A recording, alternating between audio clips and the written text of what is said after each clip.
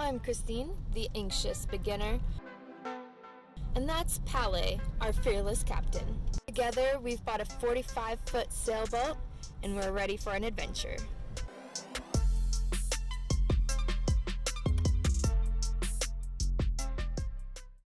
Good morning, Mexico. We left San Diego late last night, and we are arriving in Ensenada this morning. We're waiting to get our medical check-in, our medical clearance to leave the boat. And then we can put up our Mexican flag. And then we can leave the boat and go do all the rest of our checking into the country. All right, we just cleared our health check. So Pale is taking down our quarantine flag and gonna put up our courtesy flag. What do we have to do next? Customs, I guess. All right, let's see if all the other government agencies let us in.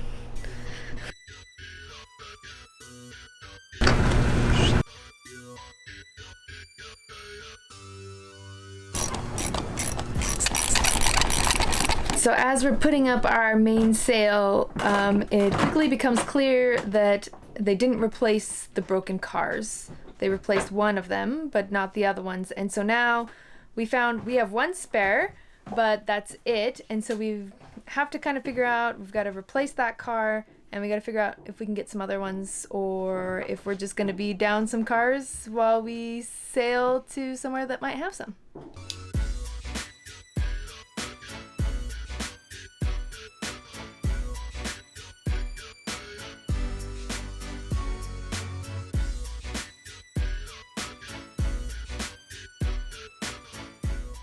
All right, so they told me to come back about 9:30. So I've got a little more than 30 minutes. I got, I guess, 45 minutes. So I'm just gonna go back and tell Pele and see if he wants to get up and come with me, or if I am gonna go myself. I was very mindful to set Pele as the person on all the paperwork. When we got here, they decided that I was the captain, and so they put me down as the captain. So I'm the one who has to go and do all of the stuff, which is fine.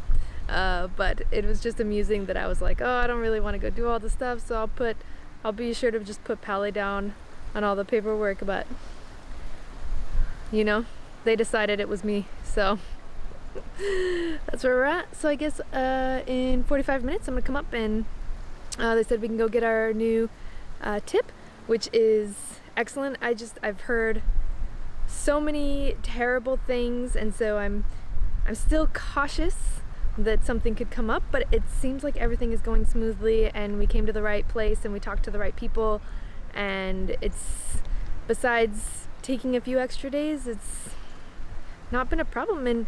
And honestly, like this, if there's anywhere to be stuck, it's beautiful. There's a hot tub, there's showers, you know, everyone is friendly, there's great food.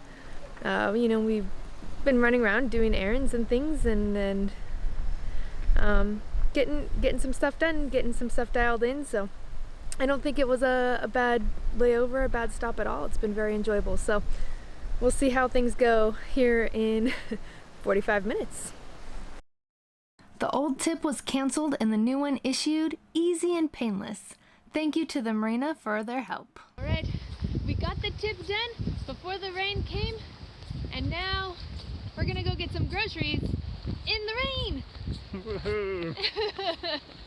Now that we are in Mexico, we need to wash all of our fruit and vegetables in this solution. Alright, I just had what is probably the last land shower I'm gonna have for a long time. So all nice and clean and ready to go.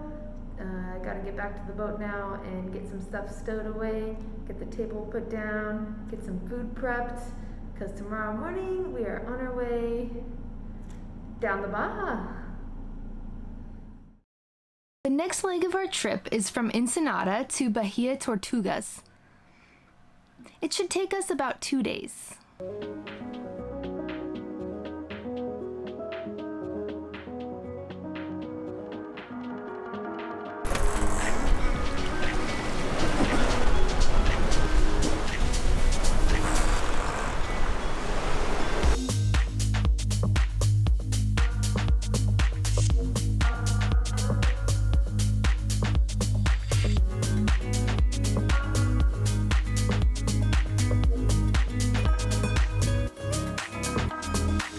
What are you trying to say, Pele?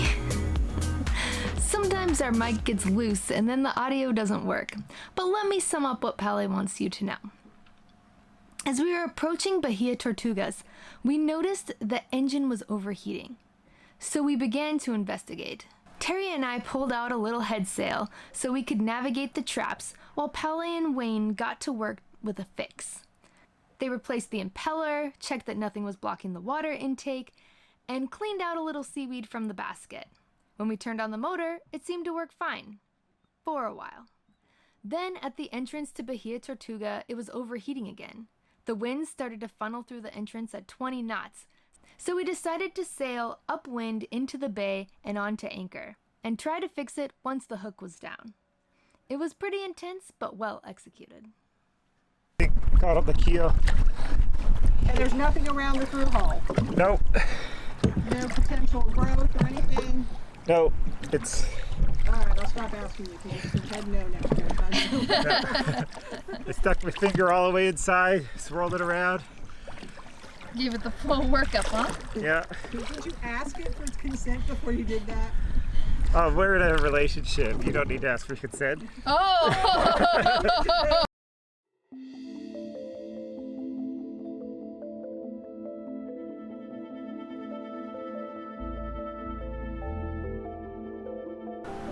We were given a morning show unlike anything I've ever seen before. Sardine fishing is a major part of life and culture on the Baja Peninsula. Two boats, typically pangas, work together. One boat drops the net while driving in a circle around a school of sardines. The seabirds quickly see an opportunity for an easy catch and start a feeding frenzy on the trapped sardines. The fishermen work together to make the ring made out of the net smaller and smaller to confine the sardines into a smaller area. Then the sea lions catch wind of what's going on and start jumping the nets. Now the seabirds and the sea lions are in a feeding frenzy, taking their cut of the sardines from the nets. The fishermen bang on the boats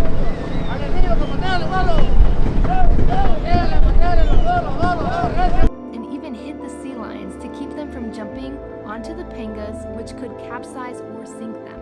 The fishermen then use smaller nets to scoop the sardines out of the net into large bins on the panga. Some of the boats have pulleys to help them hoist the nets when it's full. Once the panga is full to capacity, if there's still a good hole in the net, one panga will go to unload the fish and return empty to continue collecting the sardines. They may fill multiple pangas in this way. It was a very chaotic but systematic event to watch. Once the show was over, it was time to head back out to sea for the next leg of our trip down the Baja Peninsula. If you liked this video, hit the thumbs up, and if you want to join us on the next adventure, hit subscribe.